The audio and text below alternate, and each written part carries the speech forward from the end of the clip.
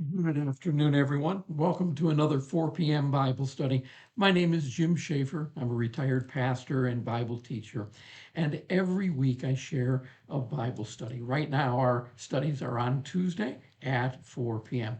I'm glad that you have joined us either live or perhaps watching after the fact, either on Facebook or on YouTube. I do invite you to subscribe to the YouTube channel. I'll give a little bit of information on that a bit later on.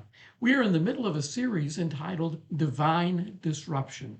This is a series that looks at the events of the Bible through that lens of divine disruption. The idea that God is causing a disruption in order to reveal himself. We have a lot of people in our world today that have made the statement, if God is really there, why doesn't he just appear and make himself known? Well, he has done that in history through the person of Jesus Christ. His coming was a divine disruption. But the stories of the Bible do much the same thing. They show us this disruption in time and space. Today, we're going to be looking at a story in the book of Mark, and it is about a blind man by the name of Bartimaeus. Now, this is a very unusual story because in most of the miracles that Jesus performs, we don't know the names of the people that were healed or their lives were changed, with a few exceptions. We saw in our last lesson Zacchaeus and how his life was changed. But in this particular lesson, it's found in Mark, the chapter 10, and we're going to look at that. And this is the only miracle in the entire book of Mark where a proper name is given to an individual that Jesus heals. So there's a reason for this, and I want you to be thinking about what that might be. So today we're going to be talking about blind Bartimaeus. Blind Bartimaeus. So let's go ahead and take a look at our text. Now let's take a quick peek and see who may have joined us here today in our live teaching. I'll see if I can call it up here. We've got a couple of people that have already copied it and are playing it live at the same time. I'm glad that they have done so. If you were here, just give me a nod, give me a shout out. And I know the vast majority of you watch after the fact, and for that, I really am grateful. Well, let's go ahead and jump right in to our text for the day. Let's turn in our Bibles to Mark, the 10th chapter. It tells us, starting in verse 46, then they, and I think it's referring to Jesus and his disciples, came to Jericho. As Jesus and his disciples, together with a large crowd, were leaving the city, a blind man named Bartimaeus, which means son of Timaeus, was sitting by the roadside begging. Not only are we told the name of this blind beggar, but we're told his father's name. He is the son of Timaeus. Timaeus is an old Greek or Aramaic name that means honorable one. So right away we see that blind Bartimaeus is the son of the honorable one. Now we don't know for sure what that means. Perhaps the reason that Bartimaeus is named is because everyone knew who his father was, Timaeus. It's kind of an old-fashioned way of a modern name, Timothy. At any rate, he's sitting by the roadside begging. That's as Jesus is getting ready to exit the city. Verse 47 says, when he heard that it was Jesus of Nazareth, he began to shout, Jesus, Son of David, have mercy on me. Isn't it interesting that what we see here is this blind man who is acknowledging who Jesus is even before he sees Jesus. He knows that he is Jesus of Nazareth. He knows that he is a son of David or a descendant of David. This indicates to us that he has some inkling as to who Jesus is, that he is the Messiah. Now, we're told in verse 48, it says, many rebuked him and told him to be quiet, but he shouted all the more. Now, just imagine this scene with me, if you would. Here we have Jesus. He has been in the city. He is getting ready to leave the city. Crowds of people have lined up to see him, much the same way they did in our story of Zacchaeus. Now remember, Zacchaeus being short of stature, and by the way, I'm working on a YouTube short that asks this question: could Zacchaeus have been a dwarf? I know that's an unusual thought, but being someone who is short of stature myself, it's just one of those things that came through my mind. And so I have addressed that in a YouTube short. I asked you to look for it. At any rate, just like in the story of Zacchaeus, the people are lined up. There is great confusion. There are people talking. There are people that are pushing and shoving and causing a disturbance, hoping to catch a glimpse of Jesus. Now, there's a blind man by the name of Bartimaeus, and he also wants to see Jesus. Because he can't see him physically, he begins to call out. He begins to shout, Jesus, son of David, have mercy on me. We might ask, why is he shouting? Well, it's because he knows that the only way he's going to get Jesus' attention is if Jesus hears him. And so he shouts. Now, we're told in verse 48, many rebuked him and told him to be quiet, but he shouted all the more. And again, he says, Son of David, have mercy on me. And the text tells us Jesus stopped and said, call him. Call him. So they called to the blind man, cheer up, on your feet. He's calling you. What an amazing moment that must have been. Now, we're told that he does something rather unique. Verse 46 says, throwing his cloak aside, he jumped to his feet and came to Jesus. It's an interesting bit of information that the writer, Mark, gives us here. You see, the thought is that a blind man's most valued possession is his cloak. He uses his cloak to keep warm, to keep away from the elements, but it is also used to collect the money that he is hoping people will throw his way as they pass by. He uses it somewhat as a catch-all, as a purse. And here we see that he throws his cloak aside. To me, this is a statement of faith.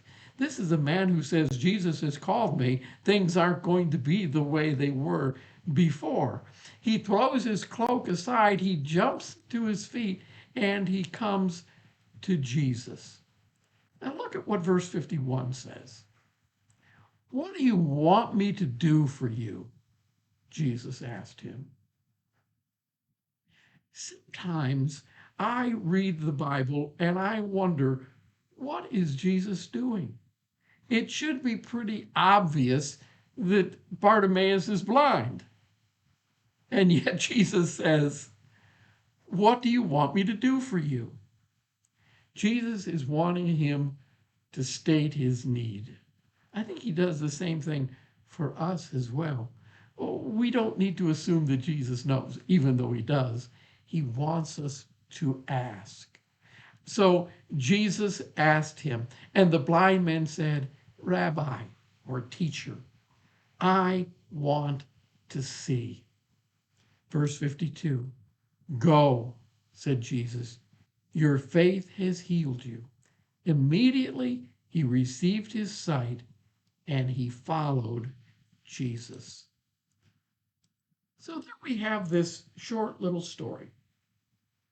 We see that this blind man makes a ruckus, and as a result, Jesus hears him and Jesus heals him. What an amazing story of faith.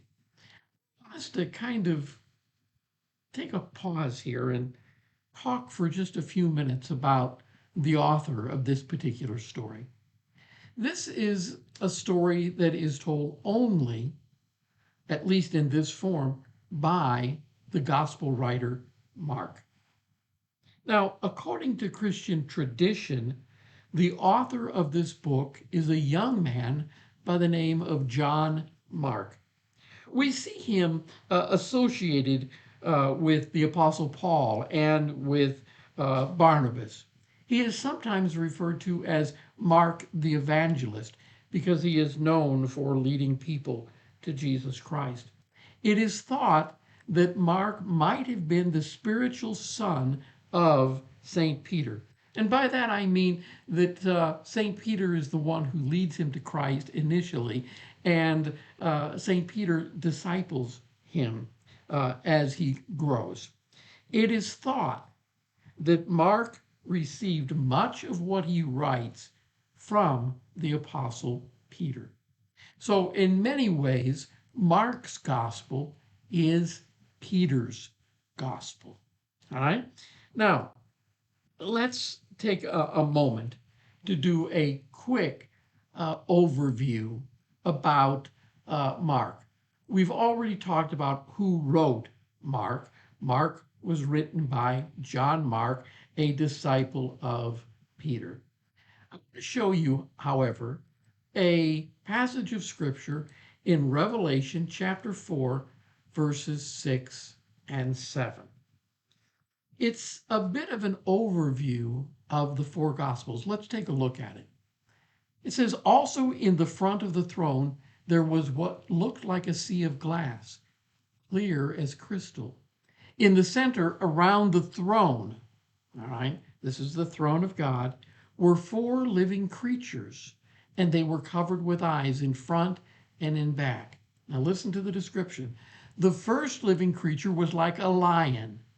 The second was like an ox. The third had the face of a man, and the fourth was a flying eagle. Now, Bible scholars believe that what we have here in this description is a picture of the four Gospels, Matthew, Mark, Luke, and John. How do we figure that from these four animals? Well, let's take a look at this chart I prepared for you. We see Matthew. Matthew presents Jesus as the King of the Jews, the Lion of Judah. And so Matthew is the lion, all right? Mark, on the other hand, presents Jesus not as the King of the Jews, but as the suffering servant. And the key word there is servant. The book of Mark is all about what Jesus did, and we'll talk a little bit more about that in a moment. But the emphasis is on his works and his sacrifices. He is pictured by the ox, a beast of burden, a servant that does the bidding of man. Luke, the third gospel, presents Jesus as the perfect man. Jesus is referred to in the book of Luke as the Son of Man. All right. And so we see that that perfectly fits the picture in Revelation of this beast that has the face of a man. And finally, you've got the Gospel of John.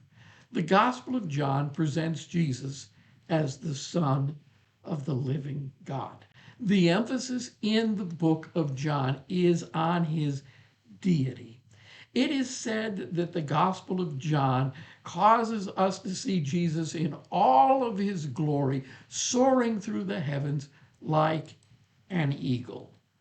And so these four portraits make up our look at Jesus, and each one presents a different aspect of Jesus.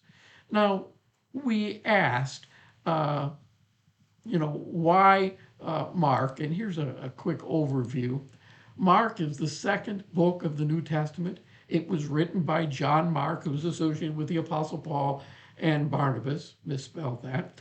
Most believe that Mark was the spiritual son of St. Peter. It is thought that Mark received much of what he wrote from Peter. Mark is the shortest gospel, and his main focus is on what Jesus did. It is fast paced and highlights the idea that Jesus is the suffering servant of God.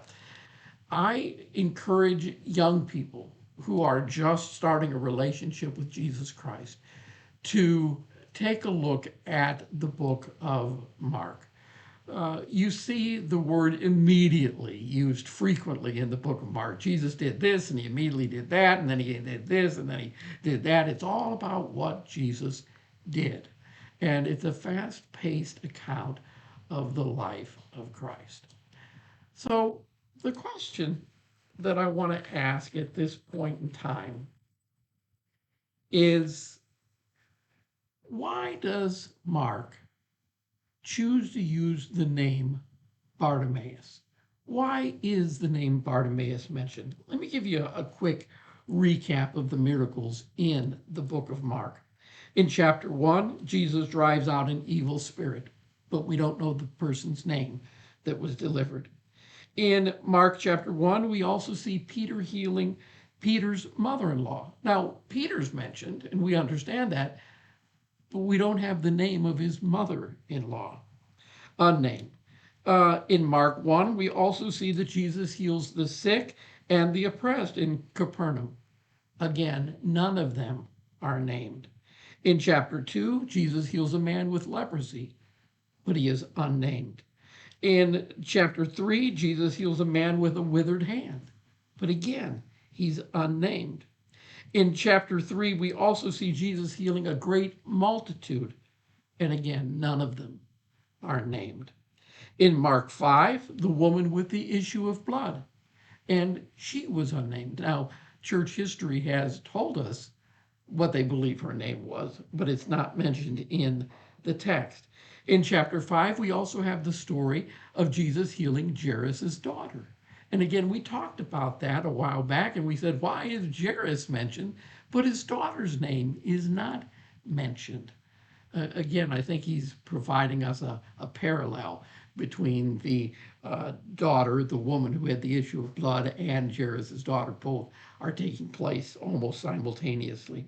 And then in Mark 6, we have the feeding of the 5,000 plus women and children, and none of them are named.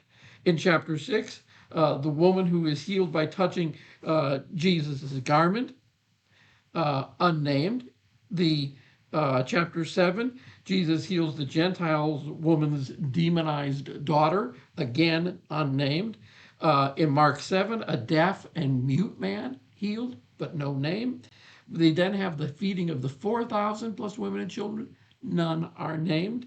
Then Jesus heals a blind man at Bethsaida, unnamed. And Jesus heals a boy with an unclean spirit in Mark 9, again unnamed. Here in chapter 10, we have the healing of Bartimaeus. And for the first time, Bartimaeus' name is mentioned. So why? Now, I'm not going to be able to give you a definitive answer.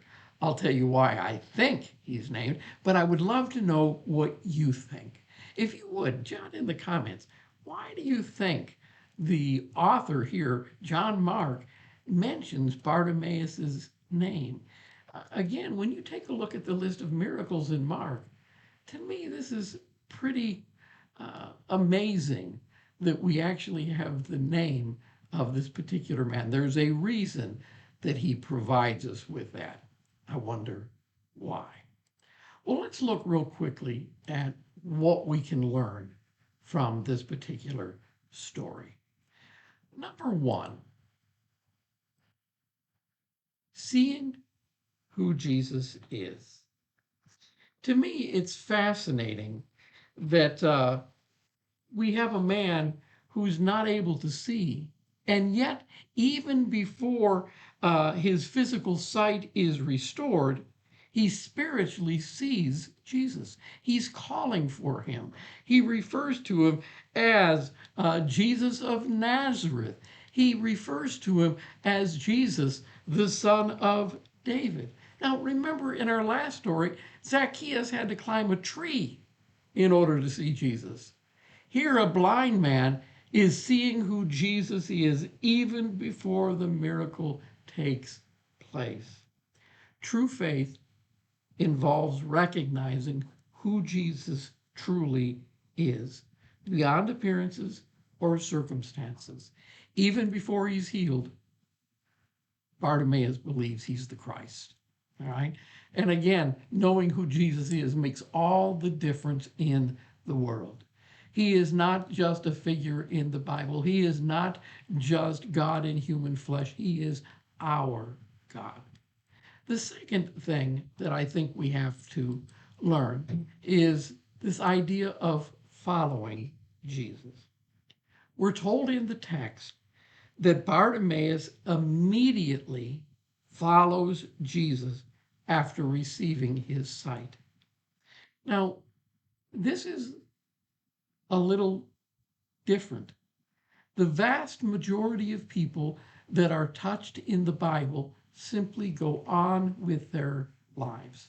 We saw in one occasion where Jesus healed 10 lepers, and only one came back to thank him. We see in so many cases people that are touched and healed, and a miracle takes place, that they just go on living their life. But in the case of Bartimaeus, we see immediately after his healing that he begins to follow Jesus. I believe this is the reason that John Mark gives us his name. I believe John Mark, as he's writing to the church, is name dropping here because everybody knew who Bartimaeus was. To, suddenly hear this guy who's been following Jesus, this is who I've been talking about. The crowds of people are able to say, I know him. So that's his story. That's how he came to know Jesus. I think the same thing occurs to us today. We see people in church, we rub shoulders with individuals, but we don't know their story. But when we find out, we're amazed at what God has done for them. That's one of the reasons that I encourage you to share your story as well. Our encounters with Jesus should propel us towards a life of following him, not just seeking him for personal benefit. Finally, the third lesson has to do with blind spots. Now, Bartimaeus was blind to many things, but he clearly saw Jesus. Faith helps us to see where to follow. Every single one of us have blind spots in our own lives. And we need faith, we need spiritual insight to overcome our blind spots, to recognize God's presence, even in the hard things or the difficult things in life. Have you ever asked yourself, why am I going through this? Or why is this happening to me? Well, sometimes God is at work for our benefit, and we need to simply trust him. Well, the story of blind Bartimaeus is an amazing story. In summary, it exemplifies this idea of divine disruption. Here's a crowd of people gathered to see Jesus, pushing and shoving and talking. And through the crowd noise comes the shout of a man hollering for Jesus. They try to shut him up, but it's to no avail. Instead, Jesus calls the man just as he called out Zacchaeus. And when he calls you, things are going to change. And we see that. It challenges us to see beyond